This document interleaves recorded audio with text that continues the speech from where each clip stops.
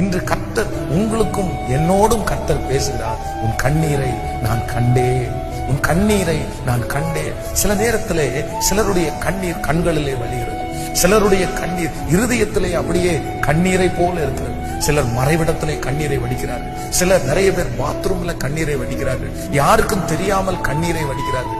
ஆனால் இன்று இந்த சத்தத்தை கேட்கிற நீங்கள் யாராவது ஒருத்தர் உங்களுடைய மனம் அழுமானால், உங்களுடைய கண்களிலிருந்து கண்ணீர் வருமானால், கர்த்தர் சொல்லுகிறார், நீ எந்த காரியத்தை குறித்து கண்ணீர் வடிக்கிறாயோ, எந்த காரியத்தை குறித்து கண்ணீர் விட்டு நீ ஜெபிக்கிறாயோ, அந்த ஜெபம் கர்த்தர் சமூகத்திலே போய் எட்டிற்று. கர்த்தர் அந்த சத்தத்தை கேட்டு விட்டார். இப்போ எசேக்கியாவுக்கு சொன்ன அதே வார்த்தையை ஆண்டவர் உங்களுக்கு வாக்கு கொடுக்கிறார். நீ ஜெபித்த அந்த காரியத்தை கர்த்தர் அனுகூலம் பண்ண போகிறார். அதன் நிமித்தம் ஒரு பெரிய நன்மை உங்களுக்கு வரும். சீக்கிரமாய் உங்களுடைய கண்ணீர் துடைக்கப்படும் என்று கர்த்தரே வாக்கு கொடுக்கிறார்.